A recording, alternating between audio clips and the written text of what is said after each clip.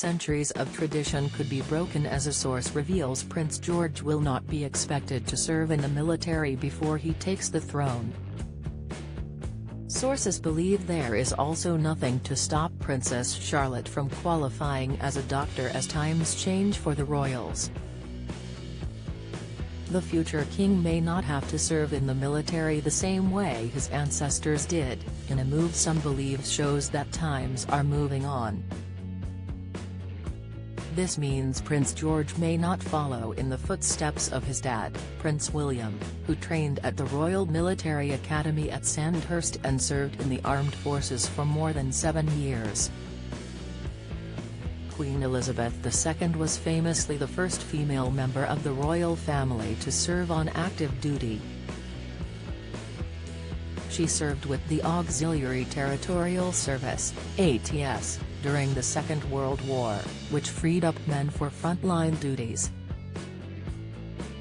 Don't miss: royal fans surprised by Prince George's height as Wales's snapped-in RAF visit. Latest: George's uncle, grandfather and great-grandfather also served with the military, honoring the standard set for centuries.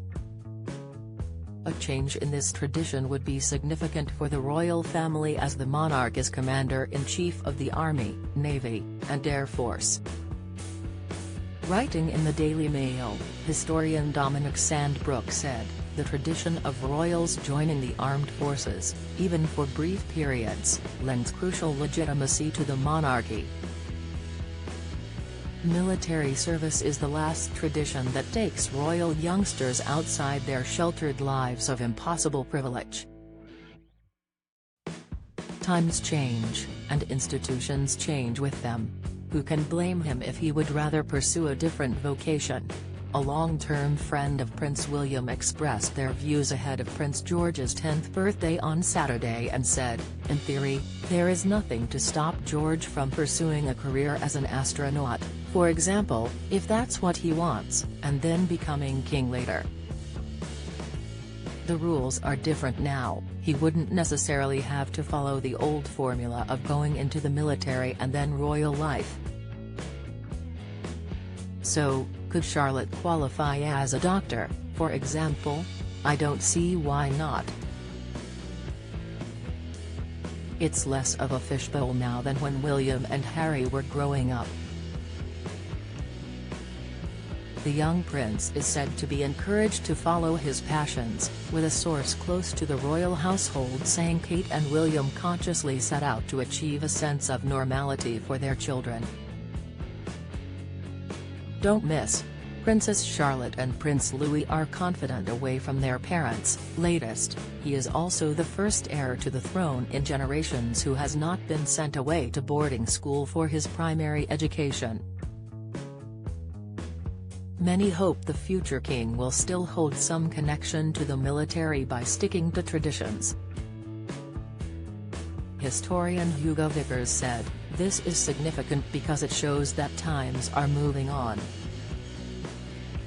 I'm all for people keeping up with the times providing they don't throw tradition out of the window." Maybe the military won't prove to be the best course for Prince George, although I would hope that he might do something like the Duke of Edinburgh Gold Award instead, which is non-competitive. For King Charles, his naval service in the 1970s was very helpful. It showed the country that he was gainfully employed, and it was a role where he would not be using his title for commercial gain. Military service allows members of the royal family to have a sense of normal life, grants them a certain amount of freedom and teaches them all sorts of timekeeping and presentation skills which prove to be important for royal duties. What clearly doesn't work are those cases where members of the royal family go into commercial ventures. That always goes wrong. Prince George was in attendance at the world's largest military air show, the Royal International Air Tattoo Show in Gloucestershire on Friday. He got a taster for military work as he raised the ramp on a C-17 transporter aircraft and got to sit in the cockpit. In an ITV documentary, Her Late Majesty was said to very clear about her expectations for her sons to be involved in the military. In the documentary, General Sir Mike Jackson, the former head of the army, said, "She was very clear. She said, 'My grandsons have taken my shilling, therefore they must do their duty.' And that was that. It was decided that William as heir to the heir, the risk is too great. But for his younger brother, the risk was acceptable." King Charles, then the Prince of Wales, also did his time as he served in both the Royal Navy and Royal Air Force between 1971 and 1976. He served on guided missile destroyer HMS Norfolk, qualified as a helicopter pilot and took command of a coastal minehunter for 10 months.